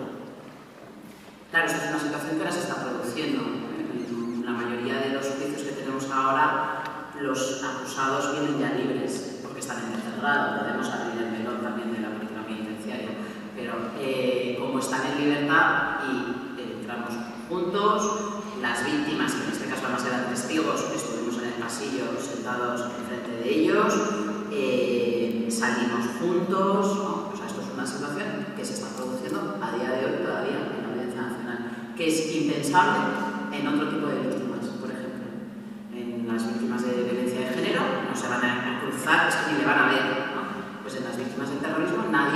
visto en esta situación. Entonces, ahí todavía queda algo que hacer. Pueden estar las... A ver, yo, frente a mensajes pues un poco pesimistas, ¿no?, de que la justicia no estaba a la altura, de que, bueno, yo no los comparto. O sea, es verdad que se han hecho cosas mal, sí, que se podrían mejorar, los casos sin resolver, ¿no? Pero un caso sin resolver no necesariamente, aquí me lo he oído ya esto mucha gente, no necesariamente es un error del sistema. No todos los crímenes se resuelven. De hecho, si vemos el porcentaje de impunidad en delitos que no son de terrorismo, es mucho mayor. O sea, en las estadísticas, a ver, y aquí no estoy, saber que aquí no es una crítica para nada del trabajo de las fuerzas y cuerpos de seguridad del Estado, es todo lo contrario. Yo, el último atentado de ETA, el de Palma de Mallorca, está sin resolver, pero no es porque la Guardia Civil no esté haciendo lo posible, lo imposible, y ahí también soy abogada en ese procedimiento, sino porque no se puede, no sabemos, es que no sabemos, y todas las vías que se abren nos vamos contra un muro, ¿no? Entonces, yo creo que esa confianza que las víctimas han tenido en la justicia, creo que es importante que se mantenga, porque también eso ha hecho que las víctimas no se tomen la justicia por su mano, eso ha sido muy importante. Pero sí que es verdad que si me preguntas, ¿pueden estar ahora las víctimas del terrorismo tranquilas? Te digo que no. Pero por la situación penitenciaria. Yo ya no puedo garantizarle a ninguna víctima, y eso a mí me genera una impotencia que en mis 18 años creo que ha sido el peor momento. Yo no le puedo garantizar a una víctima que el asesino de su padre, de su marido, va a cumplir íntegramente su condena. Y eso es muy doloroso. Es muy doloroso para mí, pues imagínate lo que es para una víctima. En el sistema de justicia se puede confiar, pero es que esto no es justicia.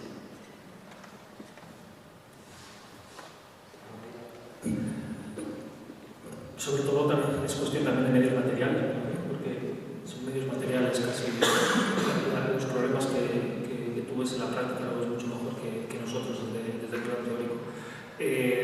A ver, yo creo que la justicia española no se puede criticar a grandes rasgos las actuaciones tanto de las fuerzas y cuerpos de seguridad del Estado como de la propia justicia. Hacen lo que está en su mano. Hay errores, evidentemente, como en todo, pero yo creo que la labor es en general muy buena. Lo has apuntado antes, no quiero abrir el melón, pero la propia posibilidad que existe en España de que haya acusación particular es ya algo que para las víctimas es muy favorable. Si estuviesen, como bien has dicho, en Francia o en cualquier otro país, alguna excepción habrá, pero en cualquier otro país de nuestro entorno, las víctimas no pueden personarse en la causa. Ya no hablemos de la acusación popular, que ya es otro en ese sí que no existe en ningún lado, nada más que hay en España. Por lo tanto, las posibilidades de las víctimas, yo creo que aquí en la jurisdicción española son muy amplias y yo he podido ver de primera mano cómo incluso afectan al plano personal de fiscales, de jueces, esos casos en los que no pueden avanzar. El caso de Romeo Rotaech, como he dicho, yo estaba en Eurojust y en La Haya intentando estar precisamente en la entrega cuando les dieron el mazazo, ya en 2013 más que no lo entregaban en ese momento, pero bueno, afectaba personalmente, porque lo tenían como algo totalmente personal, ¿no? Y entonces, bueno, yo creo que más allá de los errores, no me atrevo a decir que las víctimas no pueden estar seguras. Yo creo que el sistema de justicia las protege y evidentemente hace todo lo posible para su reparación, con los errores evidentes y que habrá que mejorar, pero bueno, no me atrevo a decirlo, pero también porque no estoy en el plano práctico, y al estar en el plano práctico estoy seguro que las costuras serán mucho antes y mucho mejor. Por añadir un último apunte, me gustaría decir también, un poco desde esta perspectiva más comparada y como ha indicado Carmen, es que al final el funcionamiento de la justicia no depende solo de las leyes ni solo de los jueces. Entonces creo que es importante verlo en su contexto, ¿no? y pensar en qué se puede mejorar desde estos ámbitos colindantes que actúan junto a la ley y que determinan cómo se aplican, como por ejemplo decía Carmen en el caso de los testigos grados. Y a mí también digo, interesante, igual tirando más hacia el terreno, pero Mireia ha hecho un recorrido histórico, ha mencionado los atentados en los pubs de Birmingham, como son en paralelo al atentado de la cafetería Rolando, y cómo eran sistemas muy distintos, ¿no? Mientras estaban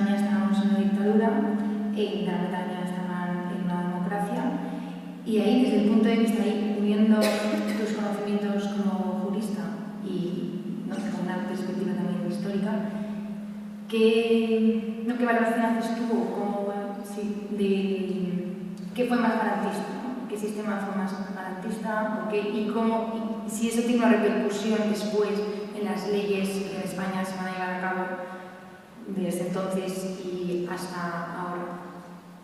Pues en los casos, por ejemplo, de la cafetería Rolando, que conoces perfectamente, y de los atentados en Birmingham, son un buen ejemplo para ver precisamente eso, ¿no? Como países a los que se les presuponía un respeto de las garantías y más férreo, pues no necesariamente funcionaban de ese modo. En el caso de la cafetería Rolando, como tú sabes mucho mejor, hubo una serie de detenciones y aquellos detenidos de los que se iba descartando, ¿no?, la posible participación en esos hechos fueron liberados.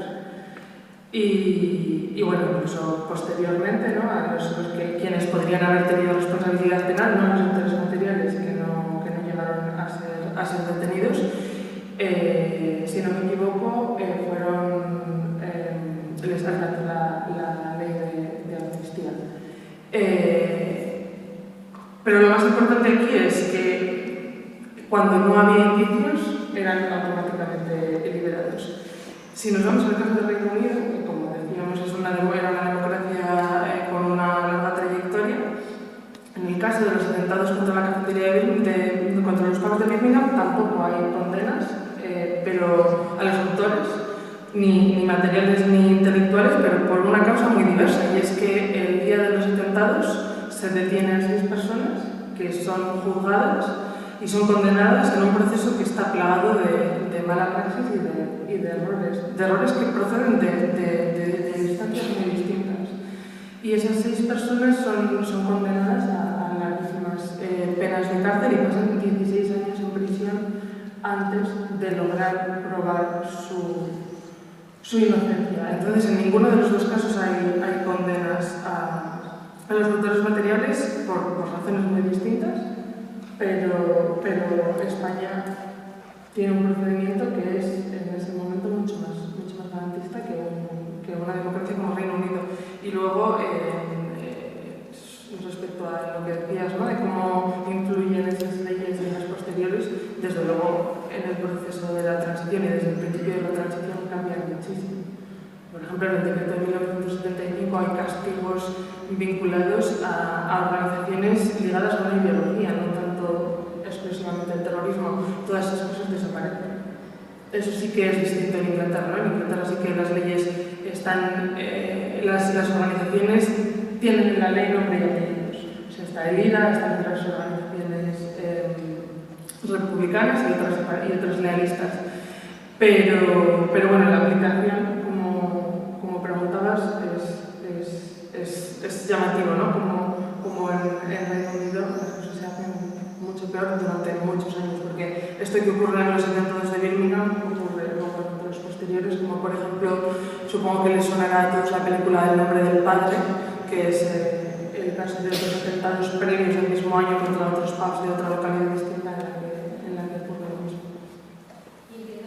Una garantía de nuestro sistema, claro, porque yo pienso, ¿no?, yo tengo también trato con víctimas del terrorismo por parte de mi trabajo como historiadora, es muy distinto al trabajo de Carmen, y evidentemente siempre lo tiendes a la víctima en el centro, y creo que la víctima es, bueno, eso es en cualquiera de los casos, pero es verdad que saber que el sistema judicial no comete injusticias tampoco contra reos, aunque personalmente podamos tener esa versión, también es una garantía del sistema judicial. Sí, hombre, yo para mí es fundamental, ¿no? Cuando explico a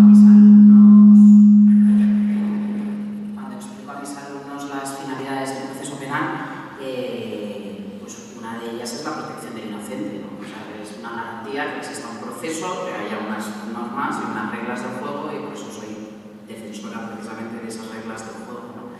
Y yo creo que eso es una garantía para todos los ciudadanos. Y es verdad lo que dice Mireia, ¿no? Al final, bueno, pues es verdad que se analiza, ¿no? En esta obra común, ¿no? que se sale en septiembre, analizó los consejos de guerra precisamente a los miembros del FRA, ¿no? Que acabó con el fusilamiento de algunos de ellos, ¿no? Y hombre, aunque desde un punto de vista procesal a mí me ha gustado mucho analizarlo, ¿no? Y que nos cuenta pues, de las limitaciones de lo que eran los procesos hombre, que muy respetuosos con las garantías no eran, ¿no? Pero bueno, había un proceso, es que también eso es muy importante, o sea, eso sí que había un procedimiento, que era un procedimiento, pues en el caso del procedimiento sumarísimo, ¿no? Lo hablábamos ayer en la cena, ¿no? Que limitaba, acortaba los plazos, 3 días, o sea, tú en la causa bajo secreto de sumario y te levantaban el secreto, había una petición ya de condena a muerte, tenías 3 días para nombrar abogado, que encima con el sumarísimo tenías que nombrar 2, o sea, bueno, le pongo muchas pegas, por supuesto, y muchos peros, ¿no? Pero bueno, por lo menos había un procedimiento que no en otros sistemas ha sido así, ¿no? Y luego, pues, bueno, en el caso de los consejos de guerra que he analizado, pues más allá de que, por supuesto, ¿no? Desde el momento en el que se acaba con la vida de tres de los condenados, y ahí va mi condena más absoluta, ¿no? Pero bueno, había pruebas de lo que hicieron. No lo estoy justificando, o sea, que no se me malinterprete en absoluto, pero bueno, que quiero decir que había un procedimiento, había unas reglas y se actuó conforme a lo que estaba vigente en ese momento.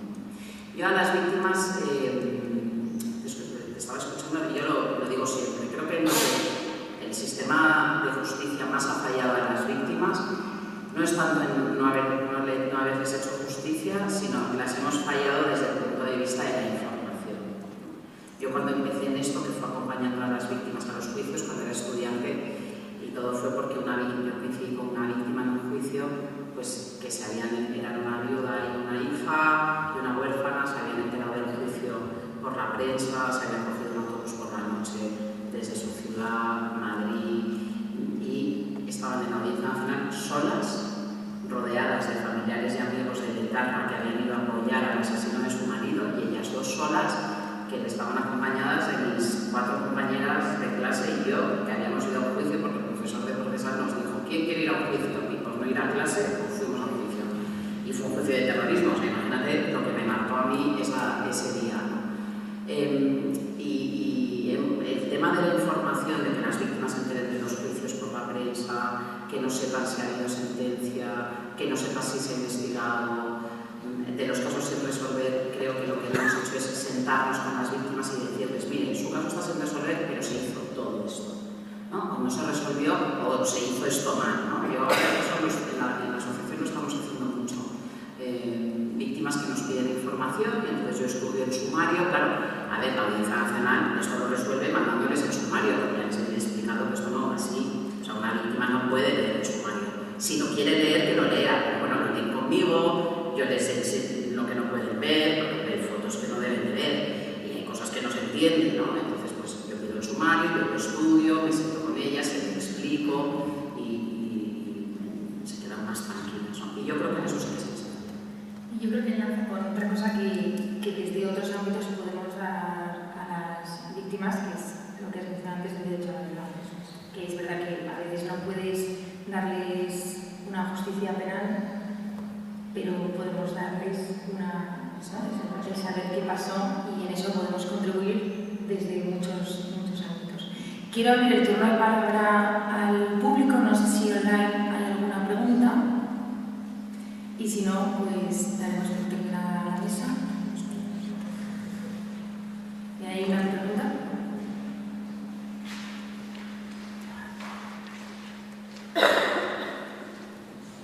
Ante todo, muchas gracias tanto a organizadores como participantes, ha sido muy instructivo.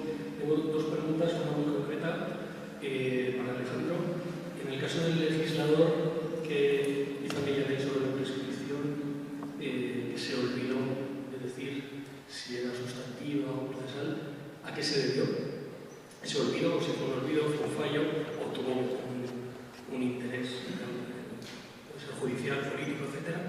Y la otra sería ya casi para otras jornadas, ¿qué opináis desde el punto de vista legal sobre el perdón y el arrepentimiento? Creo que participó, ¿verdad? Pero yo digo mi opinión, porque evidentemente yo no era legislador ni estaba en la reforma. Mi opinión es que no se olvidó, sino que acabamos de comentar que es una cuestión controvertida hasta cierto punto, porque la doctrina mayoritaria la da por su sentido. Claro, si tú guardas silencio, admites interpretación. Es dueño de tu silencio, ¿no? Pues en este caso se aplica así. Yo no digo nada y ya la jurisprudencia, ya las víctimas, ya las asociaciones que pelean lo que tengan que pelear. Yo lo interpreto así, no sé si fue así, yo lo interpreto así. La reforma del 2010, pero bueno, la prescripción está desde el Código Penal del 95, ¿no? Yo creo que esa omisión que apuntaba Alejandro, que yo no me lo había planteado, la verdad, la necesidad de que se dijera si es procesal o es sustantivo, bueno, pues creo que lo he contestado muy bien, ¿no? Hay veces que ahí sí que en el 2010, yo me acuerdo que como había habido ya polémica, había algunos grupos parlamentarios que eran partidarios de que hiciésemos una numeración taxativa de qué actos interrumpían la prescripción y cuáles no. Y yo les dije, es que a mí me matáis si hacéis eso, porque no me das ningún margen después para interpretar. Es que cada sumario es un mundo, y si yo de repente encuentro una providencia, que es una providencia, pero que me está dirigiendo el procedimiento contra alguien porque me lo identifica, como no está en ese listado taxativo, no va a interrumpir la prescripción. Entonces, hay veces que la técnica legislativa en nuestro país deja mucho que desear. Y hay veces que el legislador, o sea, el político, no sabe y quiere hacer cosas que no se pueden hacer, ¿no? Entonces, en el 2010 sí que surgió esa cuestión, que yo no era partidaria, porque creo que el margen de interpretación es muy importante. De hecho, conseguimos, por ejemplo, que el Tribunal Supremo considerara que una solicitud de extradición interrumpiera la prescripción, y así hemos salvado varios casos por las solicitudes de extradición cuando la UET, cuando se localizaron a varios etarras, hablábamos ayer de esto, ¿no? En República Dominicana, en Santo Domingo, en Cabo Verde, se solicitaron las extradiciones y eso se ha considerado que interrumpió la prescripción y se ha podido juzgar alguno. Que en el 95 no, es que yo creo que no es necesario. Yo lo pienso, creo que no se puso porque se consideró que no era necesario. Y luego es verdad pues, que está abierto a interpretaciones, y es lo que digo, o sea, yo de verdad, si el Tribunal Supremo a mí me dice que esto es procesal y que se puede aplicar retroactivamente, bienvenido sea, y seré la primera que lo aplicaré en todos los casos. Pero es verdad que a día de hoy, salvo jurisprudencia europea, que no la manejamos mucho, el Tribunal Constitucional es clarísimo en que no se puede aplicar retroactivamente. Entonces, a mí lo que me faltaba era agarrarme a algo, y a lo que me agarré, que me acuerdo es, vamos a llegar a juicio, en el caso más de Miguel Ángel Blanco, sí que uno de los jefes no está prescrito porque hay auto de procesamiento, Cantauri, pues vamos a llegar a juicio contra todos, vamos a practicar la prueba y ya determinaremos si está prescrito o no está prescrito, ¿no?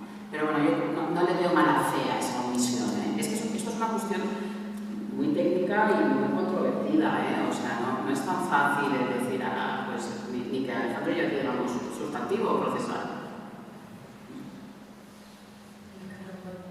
Por el tema del... El perdón y el arrepentimiento sí, da para una jornada, pero de una semana. A ver, yo considero que esto también hay víctimas aquí que pueden hablar de ello. El perdón es muy personal. El arrepentimiento es un concepto para mí indeterminado. ¿Qué es arrepentirse? ¿No? Mi trabajo de fin de máster se llamaba Las trampas de la reinserción, ¿no? Yo, desde un punto de vista jurídico, lo que yo manejo, el arrepentimiento lo considero, me lo creo, cuando hay algo que lo puedo palpar. Y para mí es una colaboración con la justicia. Mientras que no lo haya, no me creo tu arrepentimiento, ¿vale?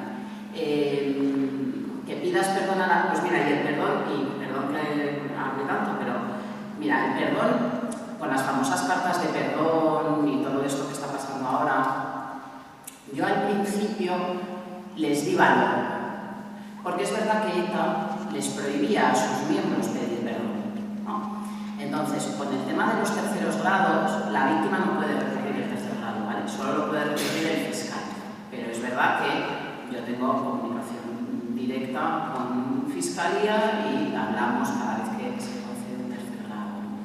Entonces, cuando se empezó a plantear lo del arrepentimiento individualizado, ¿no? fue pues uno de los criterios que el fiscal empezó a seguir. No me vale cualquier carta de arrepentimiento, tiene que haber un perdón concreto a las víctimas concretas, ¿no? Y yo me acuerdo que me dijo: Carmen, ojo, que esto lo estamos hablando ahora, pero va a llegar un momento que lo van a hacer, y ya ahí es lo que está pasando ahora. Ahora, como lo hacen, es que no hay mucha posibilidad de recurso y por eso pues no hay tanto recurso, ¿no? Entonces, cuando en un primer momento ETA se lo prohibía a sus miembros y había declaraciones de gente como el carnicero de Mondragón, que en una entrevista al Mundo, que es portada, dice: yo no he asesinado, he ejecutado, o un Kepa Picabea, si no recuerdo mal, en una entrevista con Évole, que le pregunta por sus víctimas y él dice que no sabe cómo se llaman, pues para mí, que se tuviesen que enfrentar a un papel en blanco en el que pongan el nombre de sus víctimas, ¿no?, le daba valor, hasta que, leyendo las cartas, te das cuenta que a día de hoy están dispuestos a reconocer que son el toro que mató a Manolete. Y las cartas son absolutamente, yo creo que hacen como corto. Yo creo que se deben de preguntar: oye, ¿tú qué has puesto? Porque la carta y corta y pega, ¿no? Y es que es más, voy a contar una cosa, aunque esto lo están transmitiendo, pero lo he contado más veces. Con las cartas hay un problema, y es que las cartas no llegan a las víctimas. También te digo, a las víctimas les da igual que le pidan perdón. Pero es verdad que la carta ni siquiera hay opción de que la víctima la lea, porque forma parte del expediente penitenciario, la ley de protección de datos y tal. Y un día, yo en un juicio, le comenté al abogado, le digo: oye, una cosa, las puñeteras cartas estas que estáis escribiendo, igual, por si hay alguna víctima que la quiere ver, él me dijo: ¿no le llegan a las víctimas? Digo: no. Digo: igual, una coletilla que autorice, ¿no?, que el etarra ponga: y autorizo que esta carta se le enseñe a los directamente mencionados, ¿no? Y él me dijo: Carmen, dime lo que quieres que pongamos, que lo ponemos. Y ahí me di cuenta que ya la carta no vale nada. Y esa ha sido la trampa de las cartas de perdón.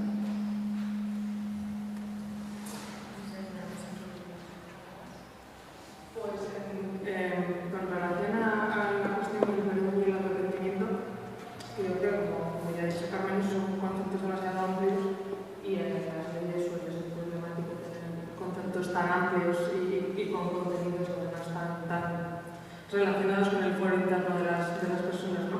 Pero yo, por llevar el debate un poco de nuevo a la perspectiva histórica, creo que es importante ver lo que se ha hecho en leyes anteriores y en otros países, como por ejemplo lo de la cuestión de los famosos pentit italianos, que bueno, también ha estado regulado de una forma similar en las leyes españolas. Siempre se ha llamado arrepentimiento o arrepentidos, pero es un nombre erróneo o inventado, porque en realidad lo que exigen este tipo de leyes es colaboración con la justicia, no un arrepentimiento en el foro interno, que al fin y al cabo, como estaba diciendo Carmen, pues tiene el recorrido que tiene y las complicaciones que acarrea. Entonces, yo creo que aunque como bien decíais, da para un debate muy largo, lo importante sería cambiar el foco no al arrepentimiento, sino al arrepentimiento práctico, ¿no? A esa colaboración con la justicia, que al final es lo que puede aportar a las víctimas de cuestiones más personales. Muchísimas gracias. Gracias a los tres ponentes. Yo creo que ha sido muy interesante, sí, también os agradezco el propio debate que habéis hecho entre vosotros. Venimos rodeados de derecho, pues seamos o no especialistas, que es muy importante vuestro trabajo, lo que hacéis, por supuesto, a las víctimas, pero también a quienes nos dedicamos a investigar sobre el progreso en otros ámbitos. Así que mi agradecimiento. Y ahora tenemos el momento del descanso, donde también podéis seguir haciendo preguntas. Y a las 11:30 tenemos la siguiente mesa redonda: combatir el terror y el